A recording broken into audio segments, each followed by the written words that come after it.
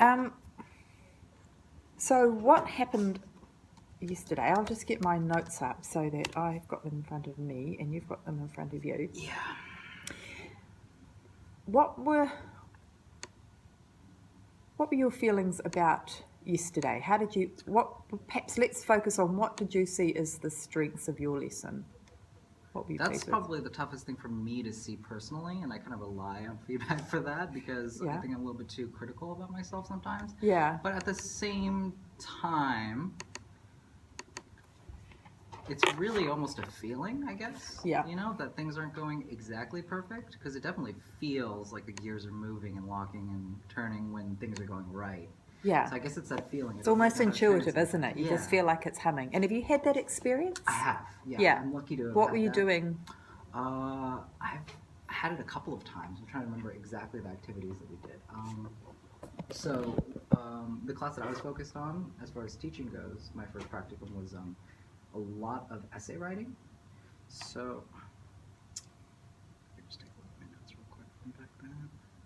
So I think maybe probably the best lesson that I had where I felt like everything was going like smoothly was probably my observation lesson. Yeah. I'm kind of a 50-50 on like pressure situations like that. Sometimes I just ace it. Sometimes I don't, but it's usually not in between. You know? Yeah. So what was the nature of that lesson? Were you teaching them Yeah. skills? So you kind of going through the structure of how to do it. Sure, I'm actually. How to do an essay. I could actually pull it up so that you have a better idea. So, writing, being listened to.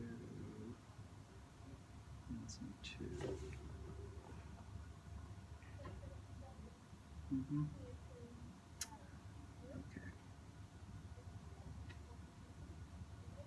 Okay, so basically what I did was, I did a theme checklist, like we were doing theme in Hunger Games, and the whole kind of idea was that I would be introducing the concept of theme and kind of guide, not like be like, okay, this is the theme we're going to focus on, but guide students into thinking about what a theme is, and then maybe be able to sort out some of the things in the book in terms of theme. So, like this is like the third lesson I think I had on it.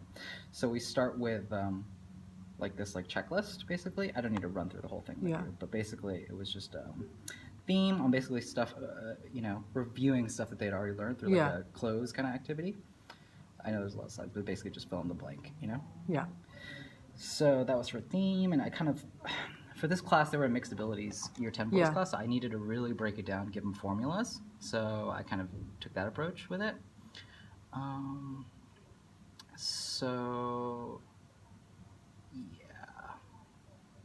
Yeah, okay. So basically, it was a lesson on theme and this actually isn't it now that I'm remembering. The lesson that I did with them was basically walking them through essay structure, peer paragraph structure, as well as it was a year 10, so it wasn't NCEA, but there was still achievement criteria.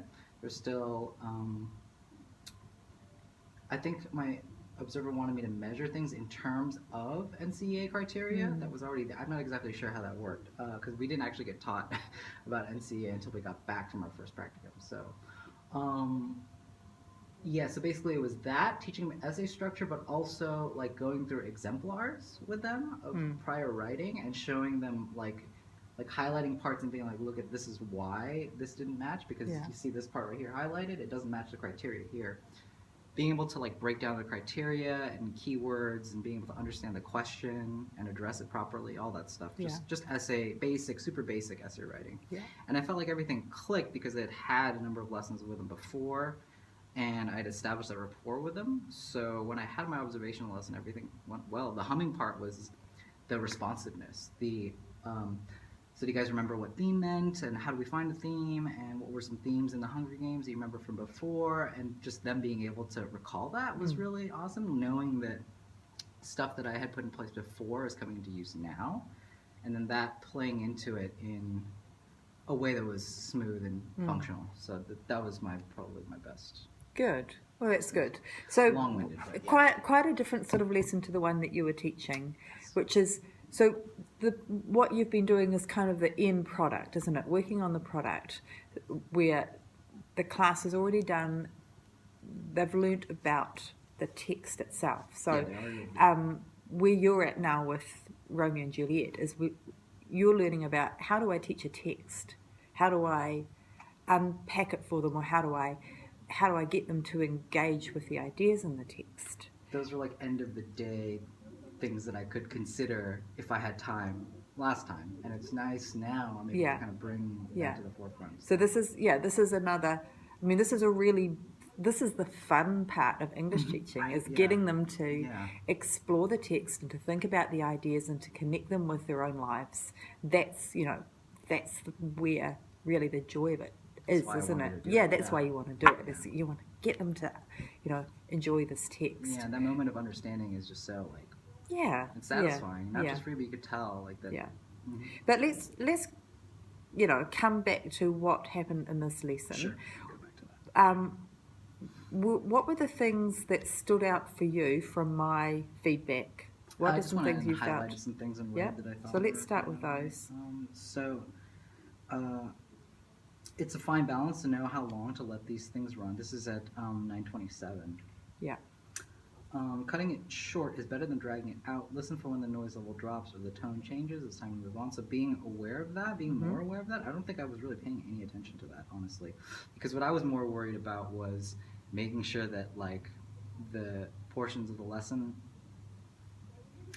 So if the noise level dropped and let's say I moved on to something else, I guess my concern was, did I spend too little time on that? And now, not in terms of their learning, totally selfish reasons, but just like, now am I going to have too much time left over? How am I going to fill? How am I going to extend the next activity that I had intended for 10 minutes to 15 because they finished a little early? So that was the kind of thing. Yeah. And I think now that I'm thinking about it for the first time, I think I have a tendency to just let that time run out. Yeah. So I can stay on schedule. I don't know if that's right. Well, this is one of the things that will gradually change as you become more experienced.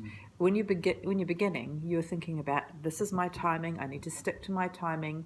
If I don't, everything will fall apart. And since you're, like you say, your focus is on yourself, but gradually as you get more confident and experienced, your focus will shift to your learners, and you'll be more tuned into what they how they're responding and how they're actually managing the task that you've set them. It can sometimes be that I've set a task that I think is going to take 10 minutes and it ends up taking a good chunk of the lesson because I've underestimated it, or they've taken it in another direction. But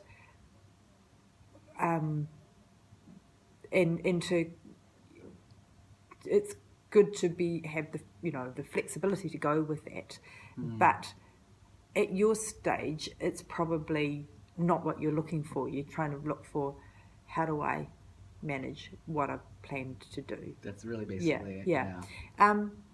So I guess I've given you a couple of cues there to look for. Can you think of some other things that might signal to you that this activity's run its course, or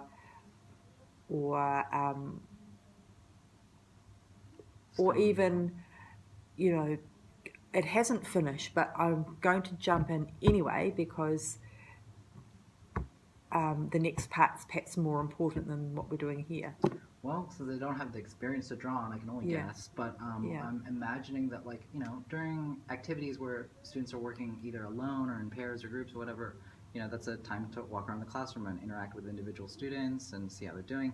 In that process, if I notice that everyone's kind of getting stuck in the same area, then maybe I'd stop and do something. Or if everyone's beyond, I go around and I see that everybody's kind of over it, they get it, and they've kind of already moved past it, then maybe. But so I guess basically the same cues that I would follow from just hearing the noise level and stuff, but from like actual individual interactions rather than just gauging the temperature of the class. So maybe from that I would be able to get a feel for when to move on. Level of engagement, I guess that's part of the tone and the noise level as well. I'm not sure. Maybe if I notice that their level of engagement isn't really there, they're just kind of like fiddling around with other things and maybe not really interested in it. Yeah. That might tell me a number of different things. It's too difficult.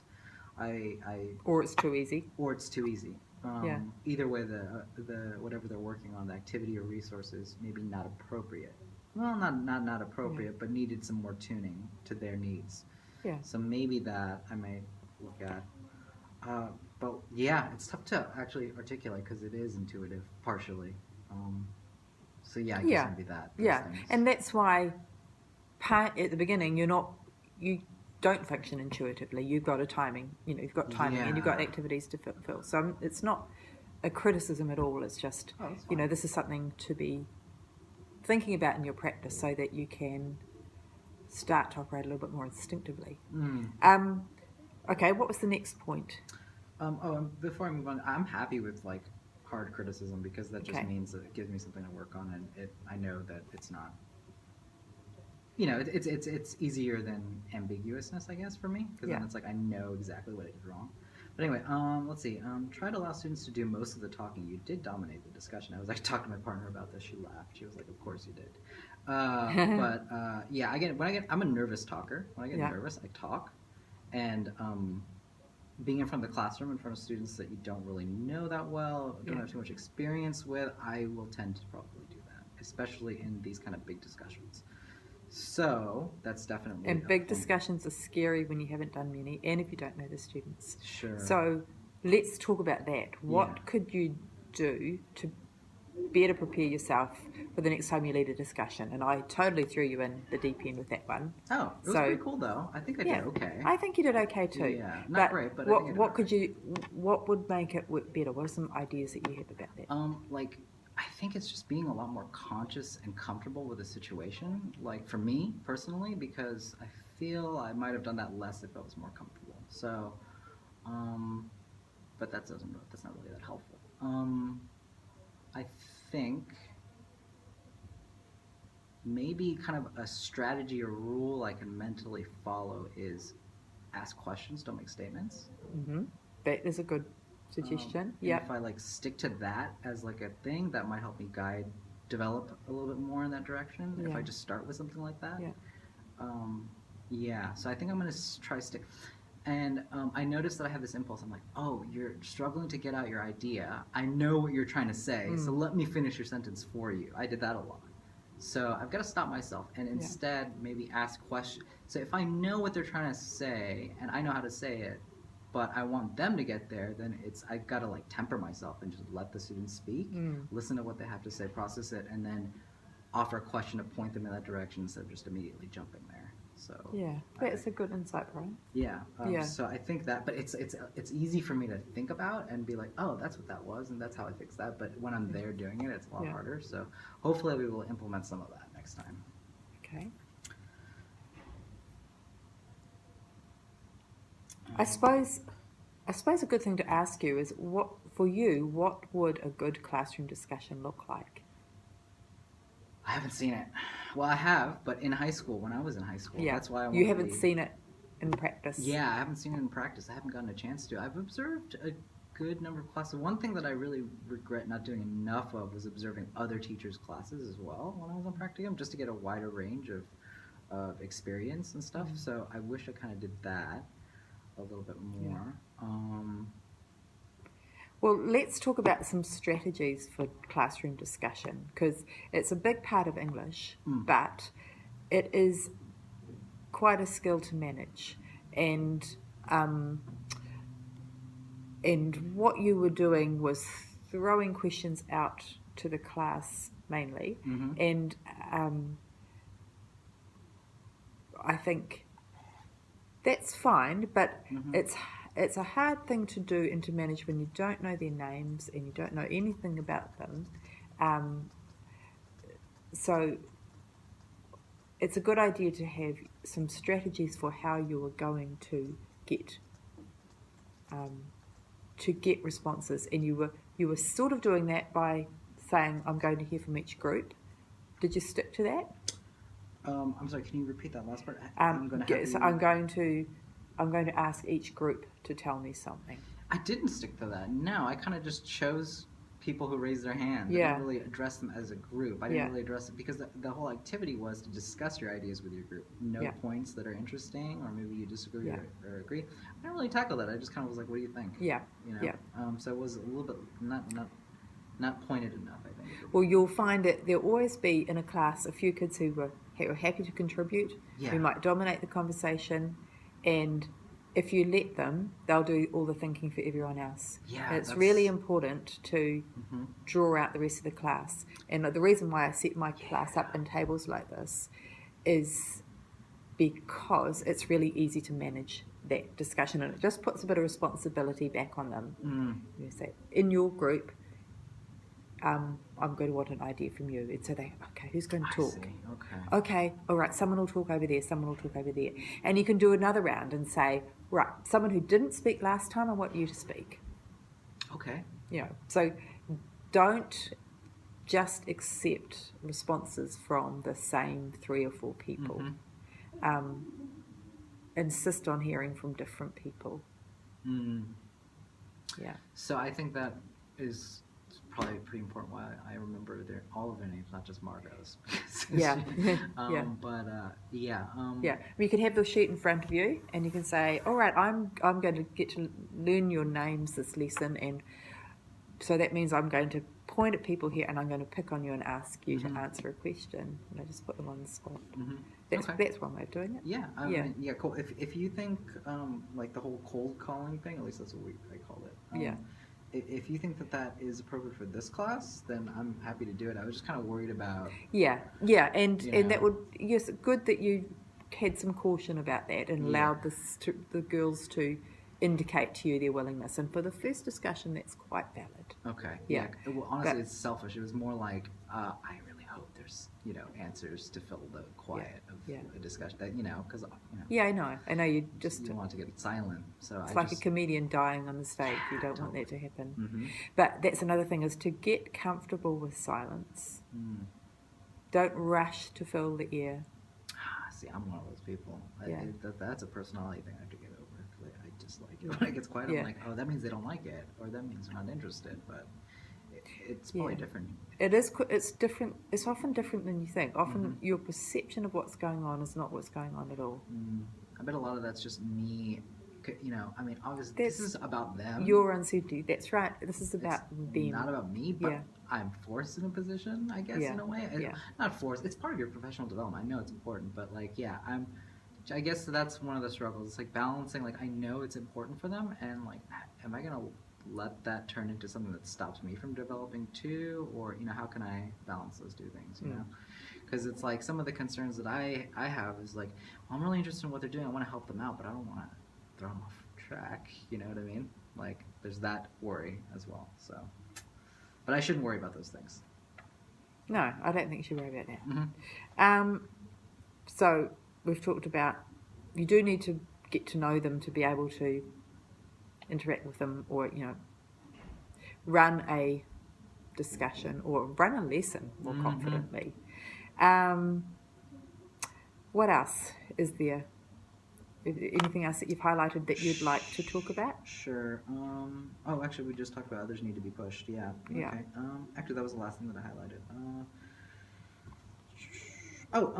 So for exit cards, here we go. Don't let them pack up too early. They should have something to do right up to the bell. So I guess this had to do with just time management and things, and I think I have a better understanding now what to do, especially with the exit cards and checking understanding at the end of the lesson, and using that time as an opportunity to do that.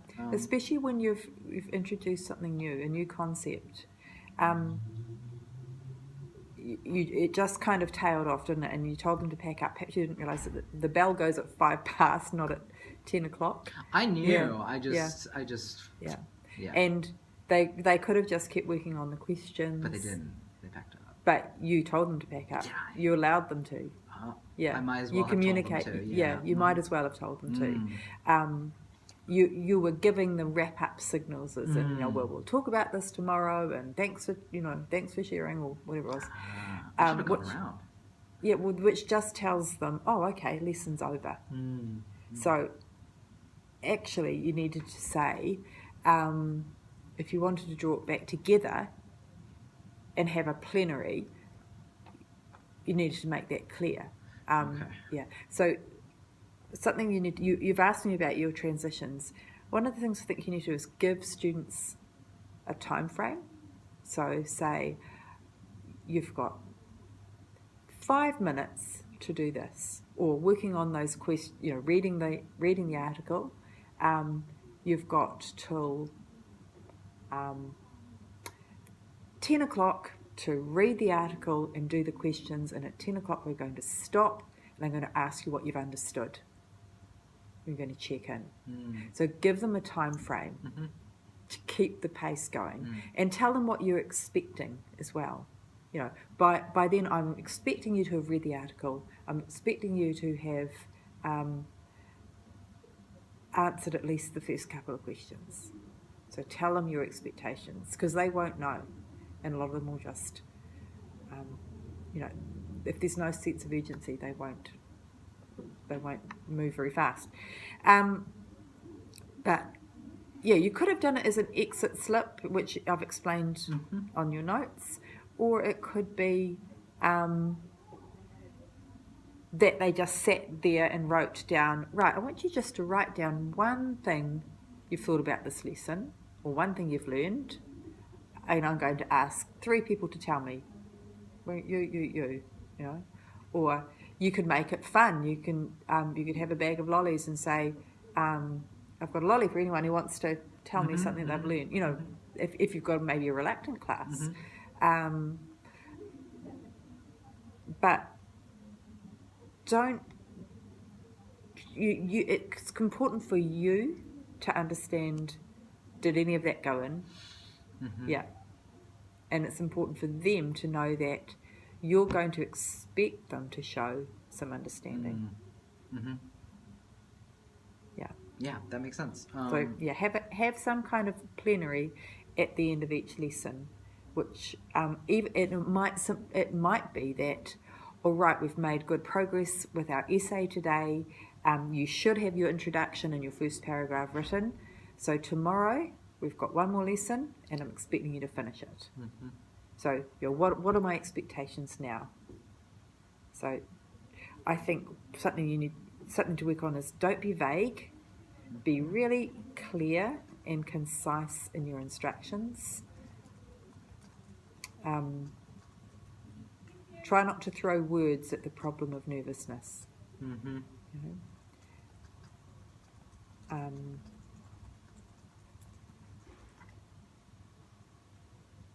Another thing is just, it's a little bit of a tricky thing to kind of explain, but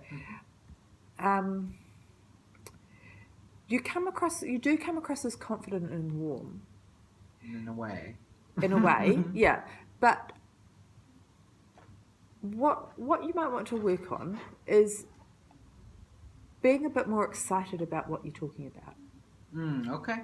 I can do that. Yeah. I mean, that's what I really try to project with my when you saw me with my Year 9 class. Yeah. I really want them to get this story. I really want them to feel it. I really want to think it's important to know. And if you think English is the most important thing in the world, it's worth dedicating your career to. Sell that. Don't just turn it into a series of follow the steps.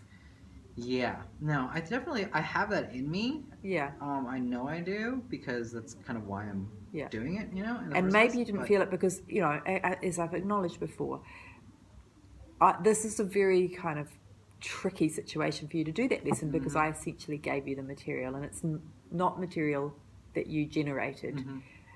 At least the first part. The second part was much better, the questions that you'd done on the article, because you had thought about it. It was your thinking. And you can probably feel the difference, that you owned that. And so it made more sense to you, and you knew what you're trying to draw out with that. So I guess that's what we need to make sure I allow you to do, is that I give you some ownership of some things. So I'm happy to develop that. I just don't maybe this is just my concern or trepidation. I don't know if I'm gonna be able to develop that. Why do you think that? I don't know. Like, no, I'm not saying on my own. I'm just saying within, I guess, in a practical environment. Maybe not in practical environment, but when you've got your own class and you're getting to know them. Yeah, I feel super confident about being able to do that once I get my foot in the door. But like, I guess I just don't know how to work on that in a practicum environment because ultimately I'm coming into your classroom. These are your students. Do you know, so I know what you're saying. You know, and even my social studies class, I have this slight anxiety issue where it's like, I'm an American person coming in. I'm trying to teach you about New Zealand local government, like Auckland Council. Like, yeah, I've researched it and thought about it, but there's a little bit of trepidation about that. So I guess that's one thing that's kind of in the way mentally. So I gotta just get over that. Try and you can reframe that. Mm-hmm. You could say to yourself, I am a co-learner on this journey with them. I'm discovering this alongside them. Let's help each other learn this topic. That's a great way of thinking about it. I did not really think about it that way. Okay. You know, it's good for them to see that teachers are learners too, and that we all have to start somewhere. We don't all begin with knowledge. And in fact, what you're perhaps modelling is how we learn. How do we pick this stuff up? How do we make sense of it? I think the smarter ones are aware of that. Yeah, I think probably. Or not smarter. And that's better than trying to fake an expertise that you don't have. Yeah. Yeah. So when I'm teaching something new, I'll often say that to my kids. I say, look, this is the first year I've taught this, so I'm discovering all kinds of exciting things about this text as I go along. But you might see things that I've missed, so let's share those discoveries together.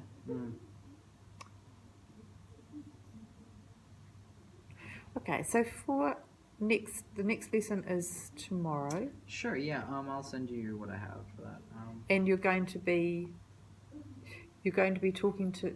doing some activities about how we see fate and free will operating in Romeo and Juliet. Yeah, we link it into the text. Yeah, I mean, this is kind of following some of your ideas again, but that's just because I actually need that for a while. I think for a little bit at least. Yeah, okay, we can do that. Like as far as just.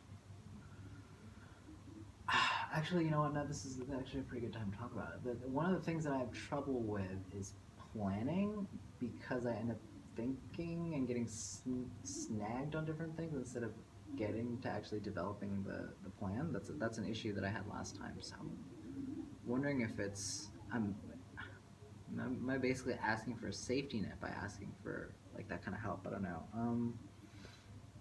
It might be good for me at least for a little bit to get some extra help for developing stuff. I'm having to make resources and stuff on my own, but like well, let's think ahead to next 2 lessons, or next 3 lessons really. So we're going to next lesson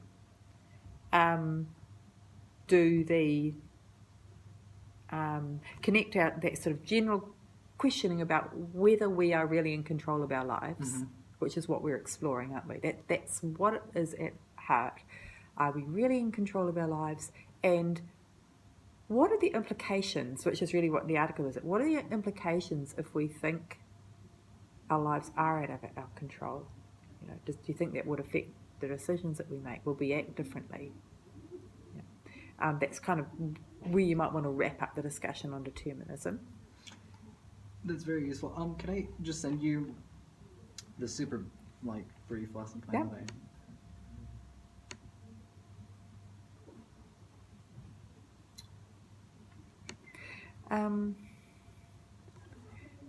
And then we're going to look at what are the things linked to fate. We're going to look at what was bad luck and bad behaviour. That was fate. Yeah, fate and free will. Yeah. And then in the next lesson, you need to introduce them to an essay frame. So the question is, who or what was responsible for the deaths of Romeo and Juliet? So they're going to be exploring, was it fate, was it free will, or was it a combination of both? So I would essentially model how to set up, how to write an introduction on that, Mm-hmm. what needs to go into your introduction, and then what needs to go into your body paragraphs. Mm-hmm. So there's possibly two ways. It could be that they decide they are going to argue it wasn't fate at all, it was free will, and then go through at least 3 body paragraphs that explain the actions of the characters that, that, so basically proving my case with the evidence from the text that shows me this character did this character did this, these things happened, therefore this proves my side. Or they could do a mixture, couldn't they? Shakespeare shows us, invites us to consider, and you can say this is going to be a more sophisticated discussion. So if you're not so confident with an essay, go for the straightforward, pick a side. If you want to challenge yourself with a more sophisticated discussion, Margot, for example, Sailor and Sam, although you wouldn't single them out like that in class, but I would quietly say to them, go for a discussion and weigh them up. So you say, on one hand, Shakespeare points to the workings of fate, and this is how we see that. Romeo believes it's fate, the prologue talks about it, a lot of bad things seem to happen that just seem to be bad luck, which all seems to suggest this. On the other hand, there's a whole lot of things that happen that are just bad behaviour. These are what they are. And then evaluate. When I weigh these up, I tend to the view that. Yeah? Mm-hmm. So do you think you could I hope so. outline that? Yeah, I think so. Is there any... I guess the thing that I might have trouble with is that whereas before I was teaching a very specific structure on a very specific question with like an answer that my teacher wanted, this feels a little bit more open-ended. So when I'm teaching them about the essay structure, how do I guess, organize all the different modes of approaching it? Like should I be like, well, when you're addressing this question, there's a lot of different ways you can approach them. Maybe one way would be to specifically just take a side and choose whether or not you think that X or Y was responsible for it or not. Should I do it like that and then be like, and then you can organize your paragraphs like this. Or if you decide to approach it this way, you can organize your paragraphs like this and maybe give them like 2 examples of how you could do that. Yeah. And then say, but of course you can take it a different route if you want, and I'm happy to help you with that when you get around to your writing. Yada yada yada. Yeah. Something like that. I might just send you that. This is a sample introduction I wrote for them. Oh, okay. And you can, I think I did this on the board, and then I thought, oh, that's so good, I'll save it. But it's probably you might come up with your own, but it gives you an idea of the way I was thinking. Let me see, what have I got in terms of fate versus free will essay?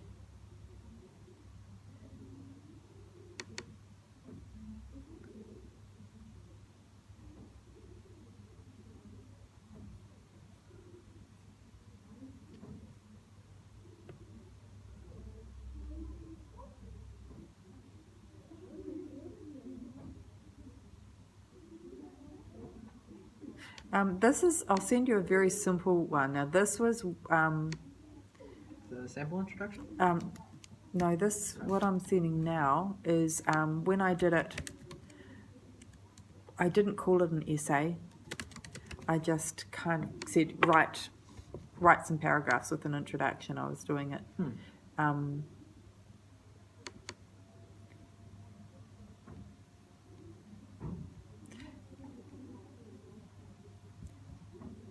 I was doing it, I guess, in a simpler way. So, write at least 1.5 pages, include an introduction, several body paragraphs, and a conclusion. They have done some essay writing, so they understand the concept.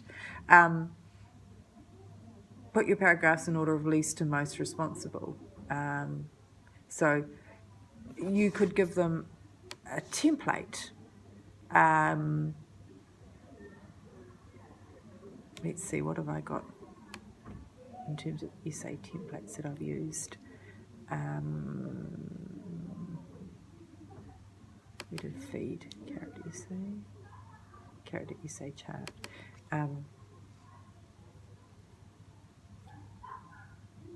No, that's perhaps not a very good one.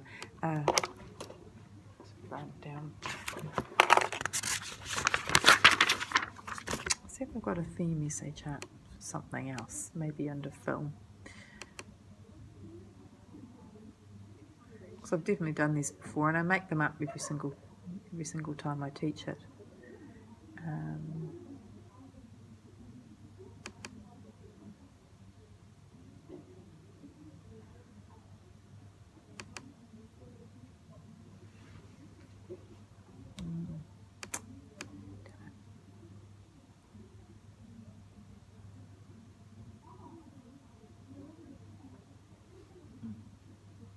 I can't find it. That it might be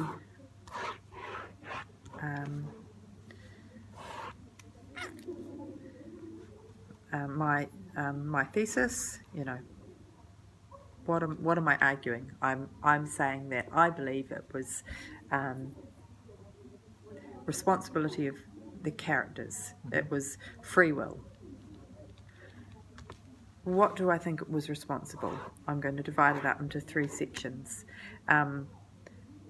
So I might say, 1, I think the actions of Friar Lawrence. Oh no, I might start perhaps with kind of wider and then narrow it down. I might start with, first of all, it was the actions of the families. The young men, or or perhaps the feud, the context, that they hadn't got under control, and then I'd look at perhaps individual. Characters. So perhaps I might look at, Tybalt's Tybalt and Mercutio, their hot-headedness, getting into a fight that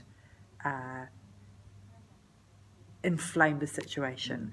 I might look at, or maybe that's not so important actually.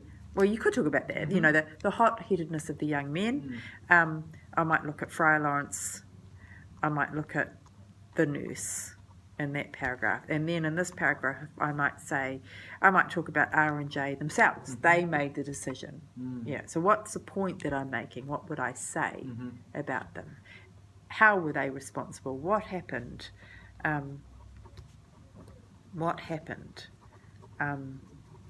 What's a quote I could use? So Year 10, I'm actually expecting them to be able to do a reasonably developed essay. Or if they're doing a discussion, they might say,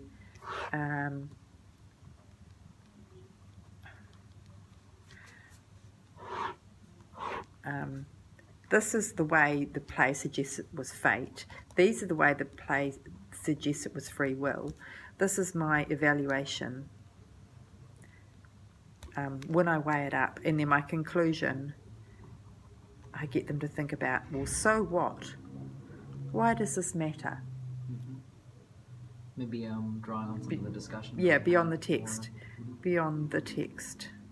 Yeah, drawing on some of that discussion. So this is where you can bring back in, maybe what Shakespeare is trying to suggest to us, that it's very convenient to blame fate for what happens in our lives and to look for patterns. But maybe what he's saying to us is actually what happens, that we have a huge amount of control over what happens to us.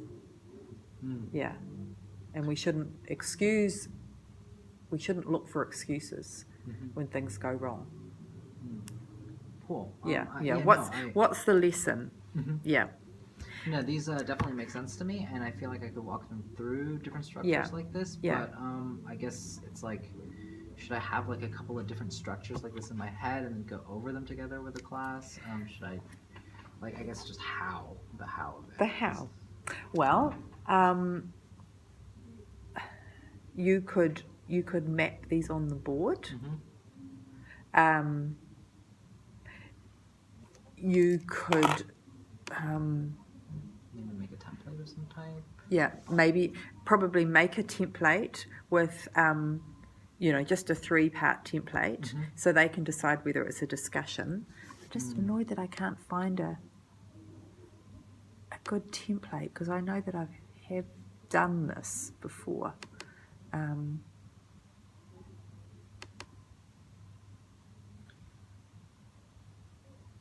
So Just can't see it. you sent me this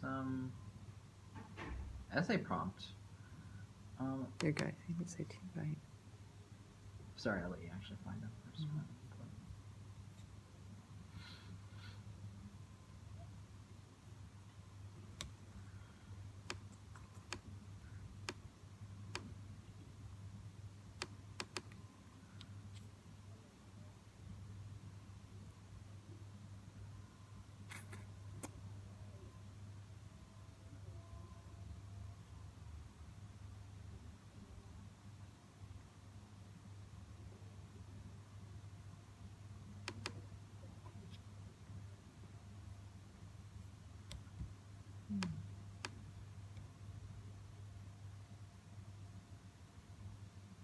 This is a bit annoying because I do this all the time, but I actually can't find the kind of grid. I like to think I'm good at organizing my Word documents, but I always end up losing something.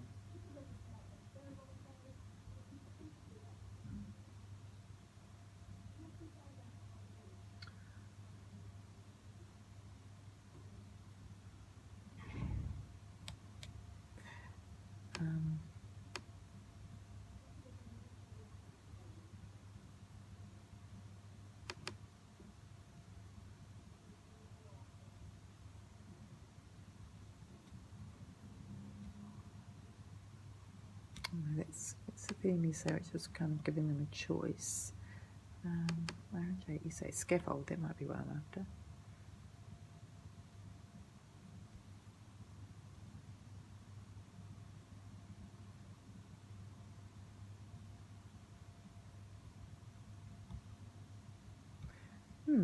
That's actually not a bad one. This isn't mine, but this is somebody else's that you think about. Topic: fate is seen by many of the characters as a reason for. In truth, this is a thesis. It's the character flaws and actions of character 1, 2, and 3 that finally leads to their deaths. That's quite good, eh? Right, the body paragraph Yeah. stuff here. Yeah. It's all broken down. Yeah. Even for quotes. Yeah, I mean, that's quite a good, that's really a nice scaffolded essay. That's a nice scaffolded one.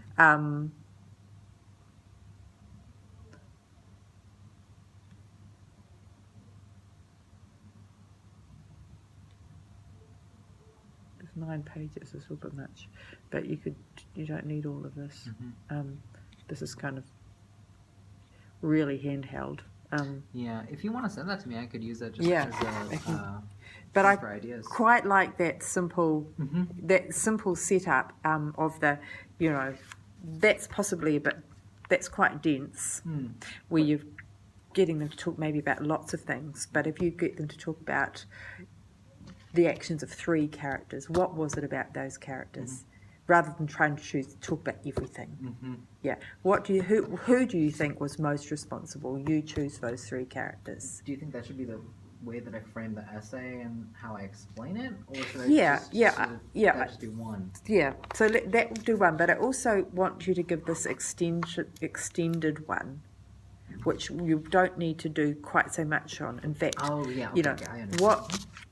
So let's do it like that, because I think that's achievable and it's very clear that they're thinking about, you're giving them the thesis that, in fact, even though Shakespeare points to fate being responsible, in reality, it was really choices. It was really the actions and attitudes of particular characters. and then you can get them, and that will follow on nicely from the work that we've done where they've looked at characters. Right, Yeah, exactly. yeah. Character 1, 2, 3, and what are we talking about? What are their flaw? What's the flaw of the character?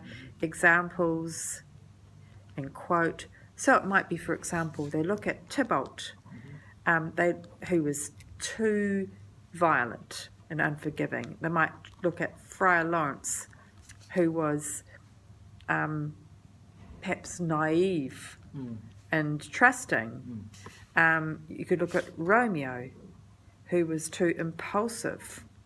He was almost blamed fate, almost. Yeah, yeah. I mean, he's fighting off the yoke of it, right? Yeah, blames fate instead of actually thinking. He doesn't really think. He almost has a death wish, Let them find me. Let me be put to death.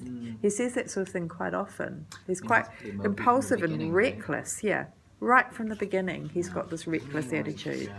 Isn't he like half, out of a relationship or something when we first meet him, right? He's pining for somebody who doesn't love him back. So with your brighter kids, that's probably enough in terms of scaffolding for them. You say, the other way you can do this is the more challenging way, and some of you, I want you to think about this, I want you to weigh them up. So you're going to write a big body paragraph, or maybe several smaller paragraphs. We don't have to stick to just one paragraph. Several smaller paragraphs that look at how Shakespeare points to the role of fate. Several smaller paragraphs that talk to how free will played a part. And then a paragraph that evaluates it and compares it. And you can say that's a much more sophisticated level of thinking, but some of you might want to give it a go. But this one here is quite achievable. Do you think then taking that tact of just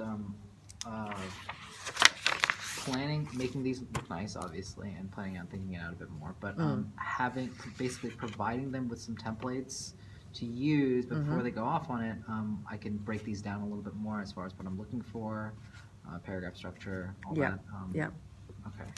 And I would maybe perhaps put this on the board, or maybe you might want to make it on a PowerPoint. Yeah. Yeah. If you want to do it that way, do be careful of not having death by PowerPoint. I feel like I'm seeing a lot of teachers, everything goes on the PowerPoint, and I think it's quite boring for kids often. Yeah, and it's a lot of work for it really just, at the end of the day, it's basically just a lesson plan that you're following and a script. Yeah. It does mean that you've got it there for next time. It helped me a lot for my first practicum, but I'm kind of glad that But it's not the only way. It's not the only way to teach. It's not the only way to deliver information, and I think that it's pretty tedious for kids to have to do everything the same way all the time. So what I suggest you do is that you make a template like that, and we give them that. In fact, we can give it to them in hard copy rather than having them do it on their devices. Let's do this in hard copy. Okay. That makes sense. Except maybe put that on the board or on the screen to show them? Yeah, but also on the screen. That way I can walk through it with them. Yeah, and you can project that up. Now that they've given you a sample, a model paragraph. So you could maybe say, let's look at Tybalt as an example and look at this paragraph and say, right, but you can't write about Tybalt, you've got to choose 3 other characters now. Yeah? So if you wanted to, you could show them a Break body. down an example in terms of the structure. Yeah, and so you might want to say, let's look at the points. What are the parts of this paragraph we've got? Can you identify topic, sentence? So we can review paragraph structure. Topic, sentence, explanation, examples, and then R is sort of reflection, or response. It's kind of link or the other way, or linking. Relevance. Relevance. How is it relevant? And that's a very nicely structured paragraph. And so I would use that. Okay. Yeah. That sounds fantastic. So for tomorrow's lesson, do you think you could just take a look at the? I sent it to you. Yep. If you could just take a look and see if this looks appropriate to you, or Where do we get to? it's basically just slightly reordering some things that we've already talked about. Here we go. Yeah. Write a short reflection.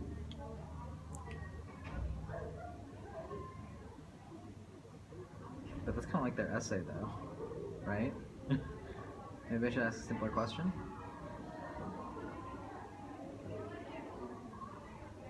Yeah, maybe it's a simpler question. What is determinism? Because that was what it is about. Mm-hmm. Yeah. Based on our last lesson, how would you describe or define determinism? And maybe it could be, like, I think, do you want them to get the idea that if you do believe everything is predetermined, it kind of absolves you from responsibility? I guess what I'm trying to push them towards, and the reason I like that article, was because of the whole, it's actually your view of fate and free will that actually has a lot of influence on things, and particularly tying that to like Romeo and the characters and the way that they view the world and their cosmology and all that. So if you view life as predetermined, you don't really think that you have, things are kind of out of your control and you don't have to take responsibility.